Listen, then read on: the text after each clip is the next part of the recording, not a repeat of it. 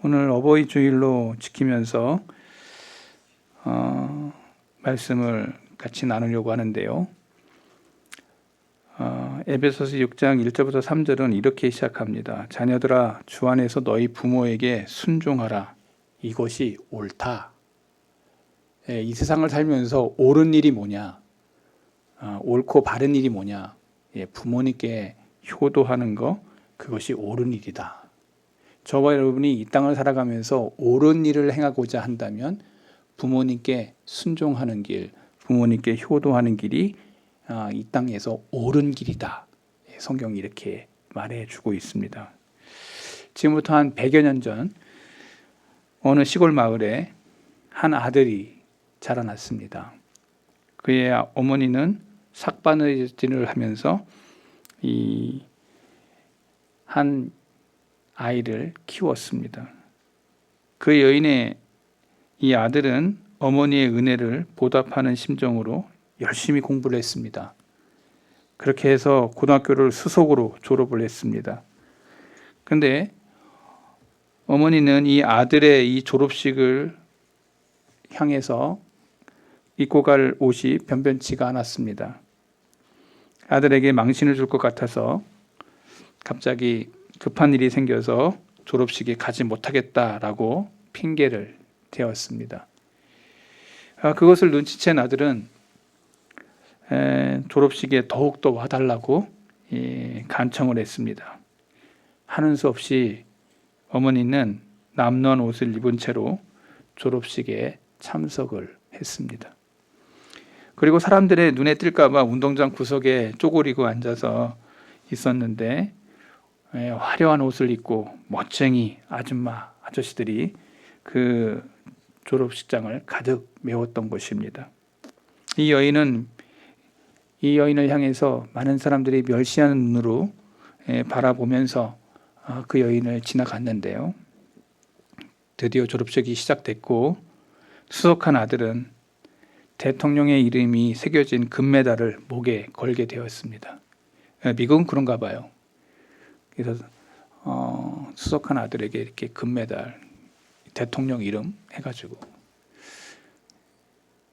저도 제가 나왔던 학교도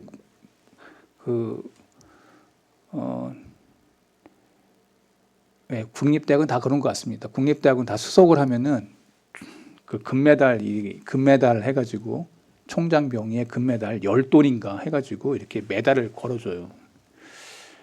저는 그 옆에 있었는데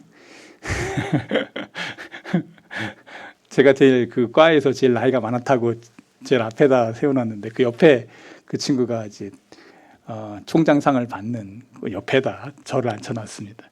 상당히 부럽더라고요. 4년 내에 그 친구는 장학금을 탔고 또 탈 거라고 저는 생각을 했던 여자였습니다. 여자예요. 그 여자애 너무 공부 잘해요. 저도 그 공부한다고 하면 저도 웬만큼 하는 애인데 못 따라갈 정도로 그렇게 공부를 잘했습니다. 하여튼 걔가 왜 그 학교에 있었을까? 서울대학 가도 될 만한 애인데 왜 거기에 있는지. 하여튼 그 친구가 딱 봤는데 많은 사람들이 박수를 치고 기뻐했던 적이 있습니다. 마찬가지로 지금 이 수석을 졸업했던 이 아들이 금메달을 받고서 어머니에게로 달려갔습니다. 어머니가 가보니까 운동장 구석에 쪼그리고 앉아 계신 거예요. 남루한 옷을 입고. 그래서 이 아들이 어머니를 향해 달려가서 그 금메달을 자기가 벗어서 어머니의 목에 걸어주면서 어머니 너무 감사합니다. 어머니가 아니었으면 지금의 제가 있을 수 없습니다. 어머니가 나를 낳아주셔서 너무 감사합니다. 오늘의 영광의 주인공은 제가 아니고 어머니입니다. 모든 영광을 어머니에게 돌렸습니다.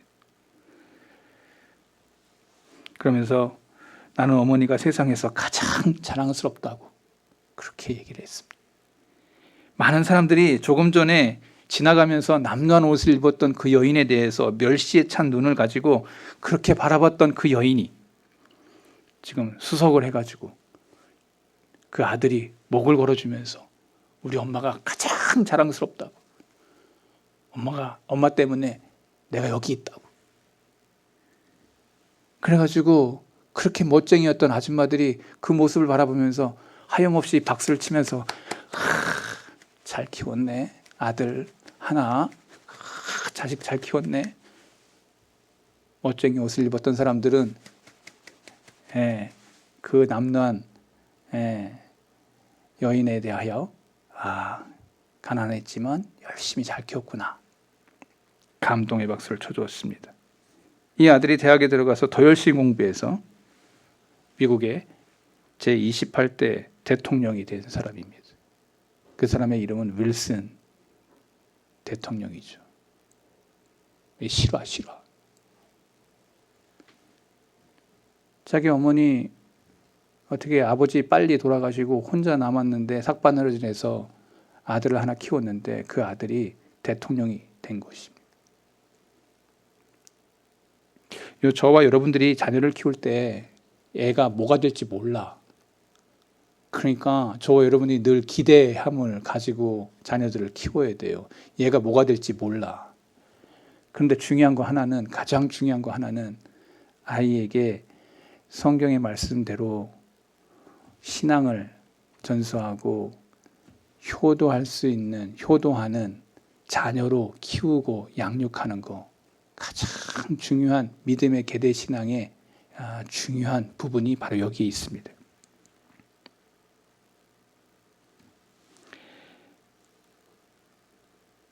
이 세상의 어머니들은 다 위대하고 자랑스러운 분들입니다. 그래서 1914년에 미국에서 국회 동의를 얻어가지고 5월 둘째 주 주일을 어버이 주일로 제청을 했습니다. 우리나라도 1956년 국회에서 5월 8일을 어머니 날로 제정했고 기념해 오다가 아버지들이 너무나도 엄마만 날이냐, 아빠는 뭐 부모가 아니냐. 그래서 1974년에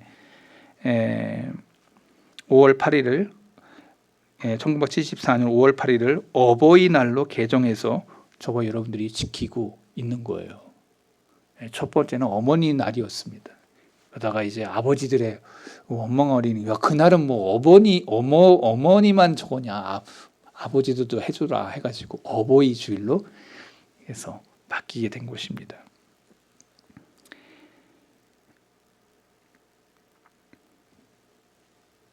평소에 효심이 가득했던 윌슨은 대통령이 되는 축복을 누리게 됐다. 성경의 말씀과 같습니다.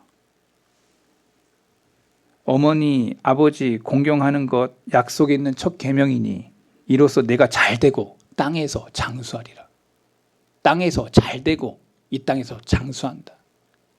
한 믿는 가정에 가난하지만 그 가정에서 태어난 그 사람이 이 땅에서 잘되고 장수하고 그리고 멋진 인생을 살아갔던 말씀이 이루어지는 그 삶을 하나의 제가 예화를 들어서 말씀을 전했습니다.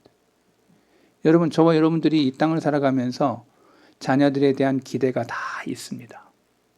부모가 되는 사람들은 자녀에 대한 기대가 있는 거예요. 근데 하나님께서 왜 이 효도하는 자를 축복해 주실까? 하나님은 왜 효도하라고 십계명 중에서 인간에 대한 첫 번째 계명으로 내 부모를 공경하라.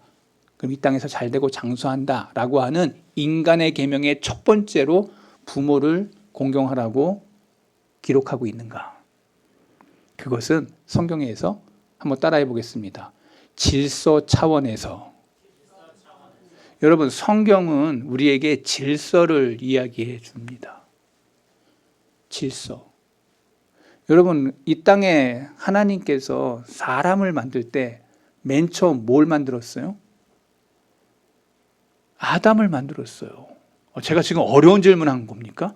우리 다 알고 있는 아담. 그 다음에 남자의 갈비뼈로 무엇을 만들었어요? 하와를 만들었어요.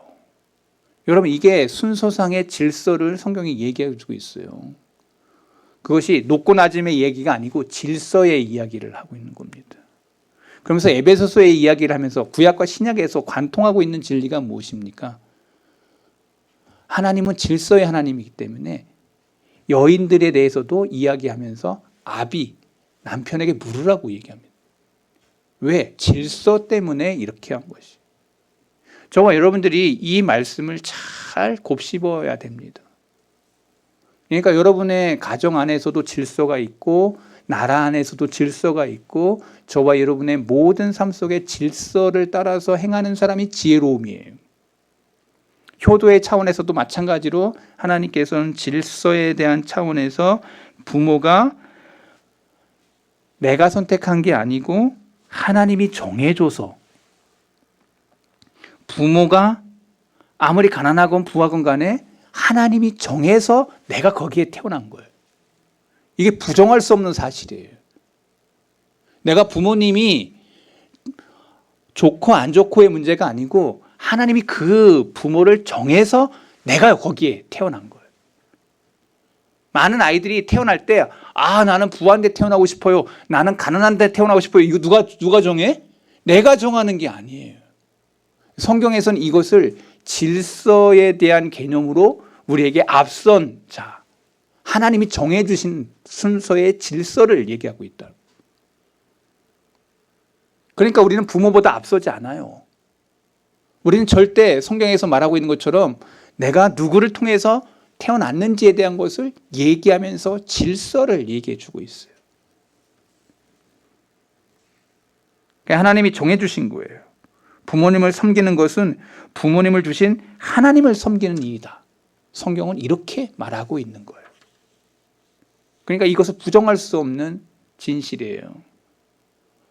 저는 가끔 가다가 우리 아버지, 어머니에 대해서 내가 딱 태어났는데 인물이 내가 이렇게 빼어나지 않아. 누가 생각이 나? 우리 엄마, 아빠가 왜 나를 이렇게 낳았어? 이렇게 원망이 드는 사람이 있습니까? 저도 소실적에는 조금 그런 게 있었어요. 제가 치과에 가면 제 치아가 이거 완전히 이렇게 바른 치아가 아니에요. 근데 우리 아버지가 그렇거든요. 그래서 나는 아버지의 DNA를 분명히 충분히 받았구나라는 걸 내가 느꼈어요. 그러니까 우리 아버지 이 때문에 고생 많이 하시는데 나도 이제 아마 나이 먹으면 고생하겠구나 생각을 하는 거예요. 예상할 수 있잖아. 지금 이제 우리 아버지는 다 빠져가지고 이제 뜨시는데, 저와 여러분 다 이제 그 길 갈 겁니다. 제가 지금 뭘 얘기하냐? 하나님께서는 질서의 그 원리를 가정에 세우셨습니다. 부모에 대한 효도는 가정과 사회를 세우고 나라를 세우는 기초가 됩니다. 효도를 할 때 가정이 아름다워집니다. 자녀들도 올바르게 자라게 되고 그것이 가정과 사회를 튼튼히 세우는 토대가 됩니다.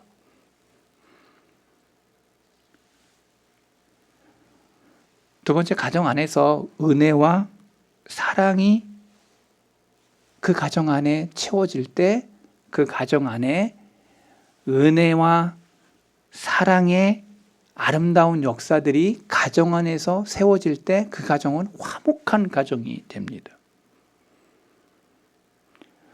부모님들은 자식을 위해서는 어떠한 고난도 마다하지 않아요. 부모가 밖에 나가서 고생하고 힘써 일하는 그것은 자녀들을 위해서인 거예요. 어떤 어려운 일도 마다하지 않아요.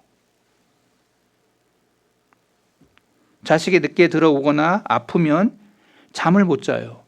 대신 내가 아팠으면 하는 그런 마음이 들 때가 부모들의 마음속에는 있어요. 자식은 그런 생각 안 해요. 근데 부모들은 꼭 그런 생각을 한다는 거예요. 왜? 그의 마음에 사랑이 있고 은혜가 있고, 그래서 부모에게는 넓은 그러한 사랑을 자녀들에게 품게 되고 또 갖게 되는 거예요. 하나님이 그렇게 만들어 주셨어요. 그래서 하나님은 사랑의 성품을 부모님에게 부어주셔서 자녀들을 키우게 됩니다. 자녀를 키우는데 힘들어하다고 얘기하지 않아요. 저도 우리 집사람을 보면서 느낀 게 있어요. 연년생으로 애를 낳는데 이게 쌍둥이 키우는 것보다 어려워요. 연년생은. 한 번에 확 날 걸. 그게 안 되잖아. 연년생을 낳는데 14개월 차이인데 이게 쉽지 않더라고요. 제가 우리 옆에서 우리 집사람 많이 못 도와줬어요. 제가 교회 나가면은 밤에 들어오니까 우리 집사람이 혼자 다 그냥 키운 거예요. 부모님이 계셔서 부모님 계셨으면 옆에서 도와주면 되는데 다 우리는 이제 지방에 자녔기 때문에 우리 집사람이 다 키워야만 됐던 거예요. 어머니 막 계셔서 이렇게 좀 왔다 갔다 하시면 좋은데 그것도 안 되는 거죠. 멀리 있으니까. 그러면서 제가 도와줘야 되는데 마음만 있지 제가 쉬는 날이 잘 없어가지고 많이 못 도와준 것을 생각을 해봅니다. 말은 또 이렇게 한다고. 많이 도와주지도 않으면서. 근데 중요한 건 뭐냐면요. 부모의 마음속에는 자녀들 향해서 그렇게 똥기저귀를 갈아 끼고 뭐 이렇게 해도 그냥 사랑하는 마음으로, 은혜의 마음으로 자녀들을 키우는 그러한 사랑하는 마음을 부모에게 이 마음에 장착시켜 놓으신 거예요.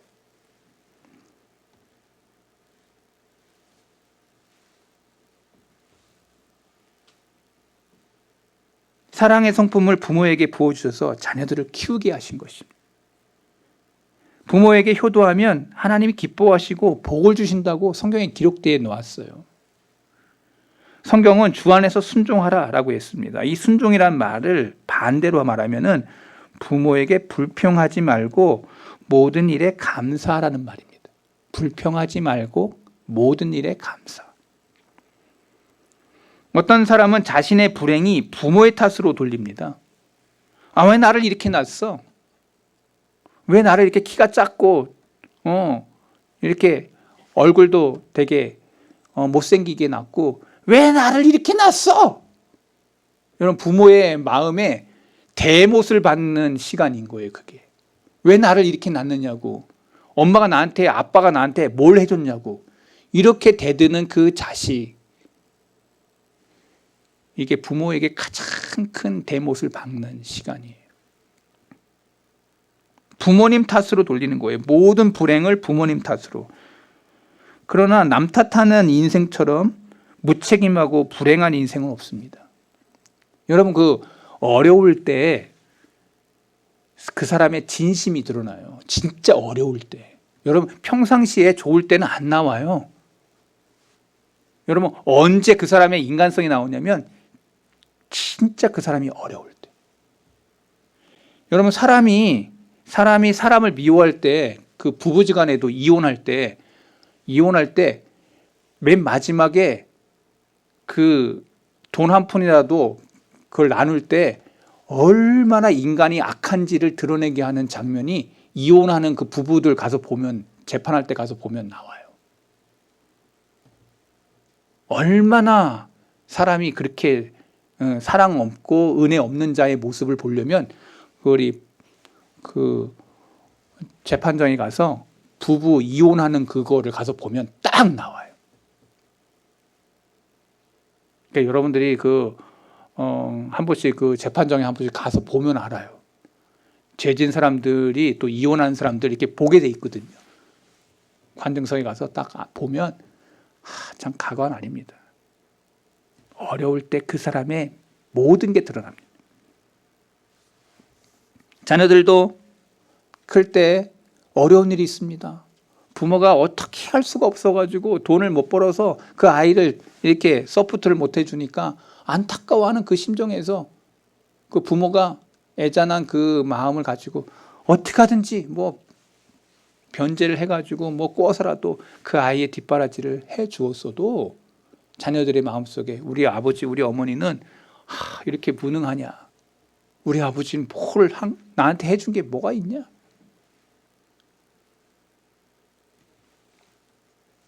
모든 불행의 탓을 부모님 탓을 하는 그러한 자녀들이 있다면 그 자녀나 그 가정은 가장 불행한 가정이 되는 겁니다.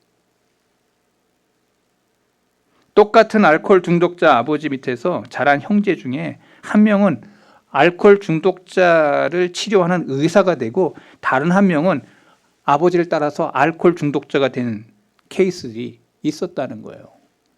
부모가 문제가 아니라 내가 어떻게 반응하느냐의 문제였어요. 말씀을 받을 때도 똑같아요. 그 말씀을 내 것으로 받느냐, 아유 이건 저 사람이 받아야 될 건데 하면서 늘 그 말씀을 받기를 싫어하는 사람들이 있다. 내가 어떻게 반응하느냐, 이게 중요합니다. 여러분, 오늘 저와 여러분이 예배를 드릴 때마다 내가 이 말씀을 어떻게 받을 것이냐. 여러분, 이런 말이 있어요. 원망은 원망을 불러오지만 감사는 감사를 불러온다. 원망 불평해 보세요. 계속 여러분 불평할 일과 원망할 일만 생길 겁니다. 근데 감사하는 사람은 또라는 감사가 일어나요. 저와 여러분들 감사의 조건을 찾으시기 바랍니다. 원망 불평하기 전에 감사를 찾으세요. 내가 이러한 부모님 밑에서 내가 이 정도 했다 하면 거기에 감사를 찾아보세요. 얼마나 많은 감사가 있을까요? 조건과 환경이 불우함에도 불구하고 훌륭한 사람이 일어나는 그러한 이유 중에 하나가 그것 속에서 나는 어떻게 할 것인가 라고 하는 스스로의 자각이 있는 사람들이 일어난다는 거예요. 그 사람은 모든 것이 감사해요. 여러분, 창세기에 나오는 요셉이 그의 삶 속에 원망과 불평이 안 나와. 주어진 상황 속에서 여기서 내가 어떻게 하나님 앞에 영광 돌릴까? 어떻게 하나님 앞에 악을 행하지 않을까 하면서 그의 삶 속에 늘 정도의 길을 걸으려고 했던 사람이 요셉이었어요. 그는 형제들을 원망하고 불평할 일이 너무 많았어요. 근데 그는 불평하거나 원망하지 않아요. 주어진 그곳 속에서 내가 여기서 어떻게 해야 될까? 저도 우리 교회 와서 제가 마음을 바꾼 게 하나가 있는데 마음을 바꾸게 하시더라고. 내 마음을 바꿔. 내가 여기서 어떻게 할까? 원망하고 불평하는 것 여러분 찾으면 너무나도 많습니다. 그런데 그것이 아니고 내가 거기서 내 마음을 바꿔서 하나님 앞에 감사의 조건을 찾는 거예요. 저도 이거 쉽지 않더라고요. 근데 여기에 생명의 역사가 있습니다.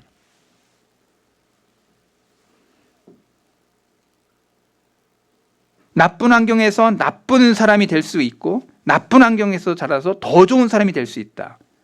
우리는 부모님 탓, 환경 탓을 하지 말아야 됩니다. 내가 지금 어떻게 살 것인가? 여기서 내가 뭘 해야 될 것인가? 그리고 원망하고 불평하기보다 감사의 조건을 찾는.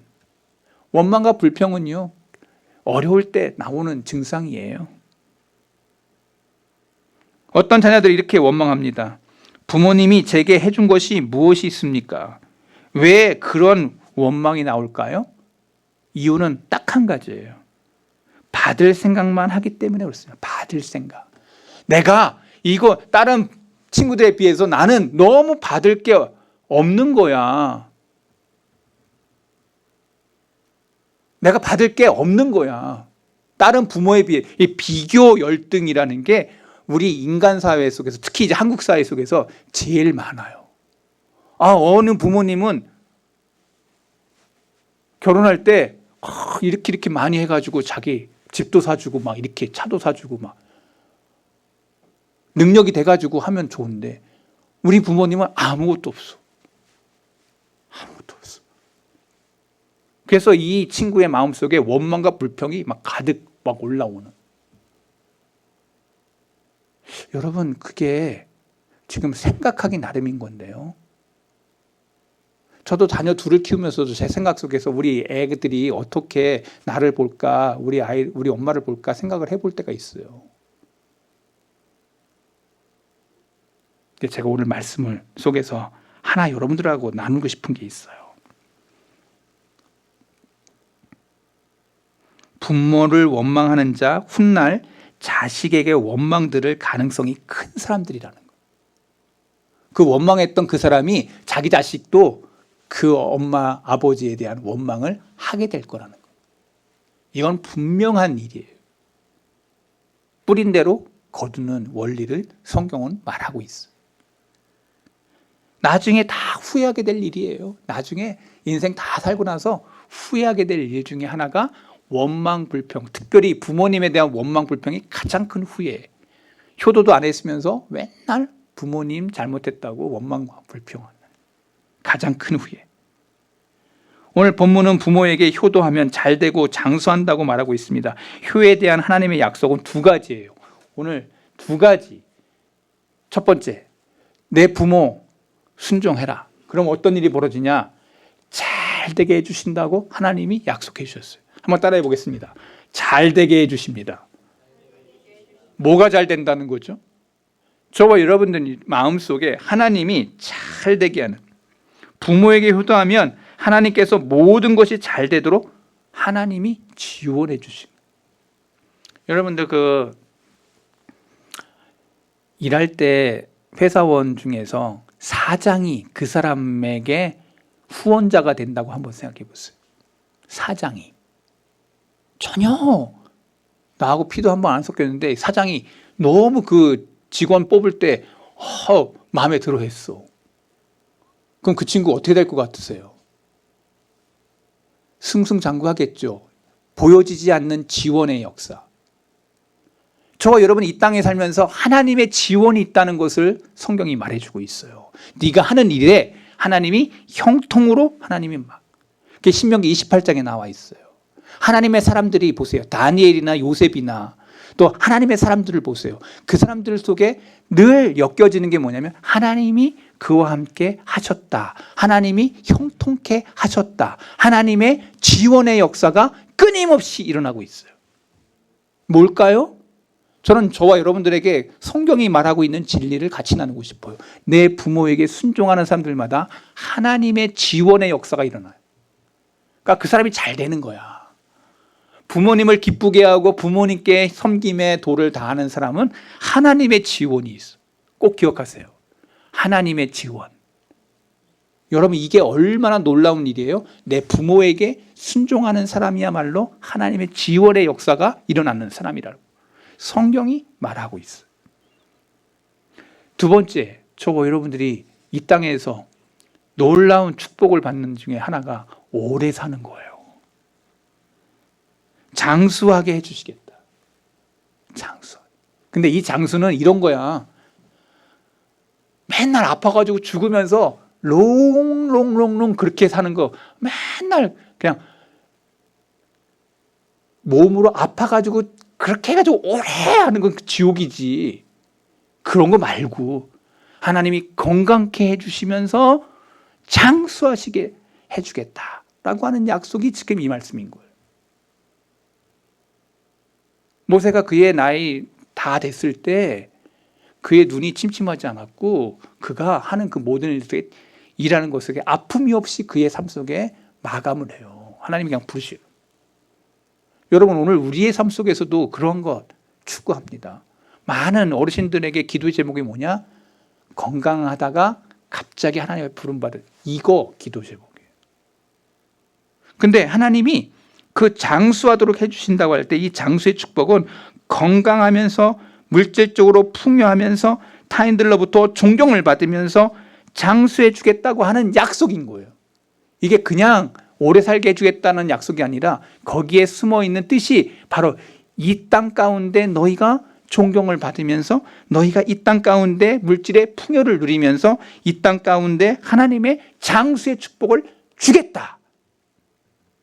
뭐 할 때? 내 부모에게 순종하고 내 부모에게 효도할 때라고 써 있어요. 영어 구문에 보면 if 구문이 써 있는 거야. 네가 이렇게 하면 내가 너를 이렇게 해줄 거야 라고.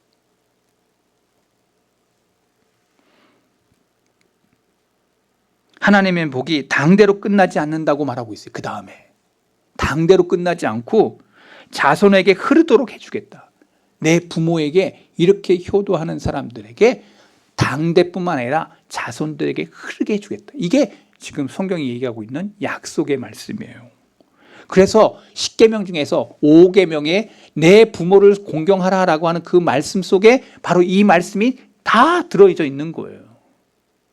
하나님 다음으로 내 눈에 보이는 어머니 아버지가 하나님 다음으로 보이는 부모님의 자리라는 거예요. 많은 사람 착각해요. 나는 보이지 않는 하나님 섬길 거예요. 뭐 앞에 있는 부모님 어찌됐든 나랑 전혀 관계없어요. 이거 신앙 아닙니다. 제가 이거 설교 많이 했던 것 같아요. 내 앞에 있는 부모도 잘 못 섬기는데 하나님, 보이지 않는 하나님 섬긴다고? 다 거짓된 신앙이에요. 거짓된 신자의 모습이에요. 그렇지 않습니까? 성경이 그걸 말하고 있잖아요. 그래서 십계명을 잘 보면은 1부터 4까지가 하나님에 대해서, 5부터 10까지 해서 인간에 대한 것이, 인간의 첫 번째가 부모였어요. 왜 성경이 이렇게 얘기하고 있는가? 아까 제가 질서에 대한 얘기했습니다.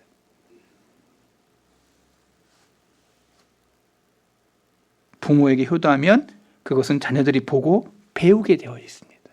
자녀들이 말로 하는 거랑 행동을 하는 것을 자녀들은 딱 보고 있어요. 그러니까 자녀들이 한 것대로만 한다니까. 그러니까 자녀들이 부모들에 대해서 하는 그것을 애들이 어릴다고 못 볼 거라고 생각하면 절대 오산인 거예요. 다 알아. 아빠, 엄마가 아버지, 엄마한테 어떻게 했는지 알아, 애들이. 다 보고 배운 게 있어. 이렇게 했구나 하고. 제가 한 가지 이야기만 하고 오늘 말씀 마칩니다. 옛날에 너무 가난해가지고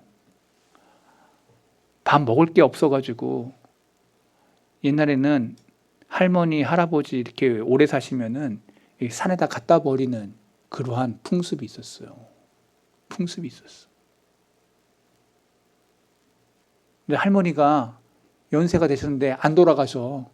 근데 밥에 먹을 끼니가 없어. 그래서 어머니 그래도 어떻게 할까 하다가 다른 사람들 다 갖다 버린다니까 자기도 생각이 많아진 거야. 그래가지고 지게에다 메고 쫄라쫄라 메고. 근데 자식이 자꾸 아들이 쫓아온다고 하네. 그래 가자, 같이 가자. 쫙 산에 올라갔어. 아버지, 어머니, 할머니 안녕, 빠이빠이. 음식 먹을 거 몇 개, 주먹밥 몇 개 놓고, 그리고 아들이 큰 절을 하고 내려가려고 합니다. 지게까지 하도 화가 나니까 지게를 버리고 내려왔어요. 근데 내려오는데 그 아들이 옆에서 지게를 끌고 내려옵니다. 야, 그거 왜 내려가지고 내려와? 나도 나이 멀면 아빠 갖다 버리려면 이 지게가 필요할 것 같아요 라고. 아들이 본대로 하겠다는 거야. 이 아들이 번쩍 눈이 열려가지고 지게 다시 어머니 메고 다시 내려왔다고 하는. 여러분, 오늘 우리의 삶 속에서 부모의 위치가 곧 내 위치고 내 위치에 내 자녀들이 자라고 있다는 것을 꼭 기억하고 내 삶 속에서 말씀을 지키는, 오늘 말씀 속에서 말씀대로 행하는 부모의 위치 속에서 이 말씀이 오늘 저와 여러분의 신비 가운데 귀하게 새겨지기를 바랍니다. 자녀들아, 주 안에서 너희 부모에게 순종하라. 이것이 옳으니라. 내 아버지와 어머니를 공경하라. 이것이 약속에 있는 첫 계명이니 이로써 내가 잘 되고 땅에서 장수하리라. 하나님 아버지,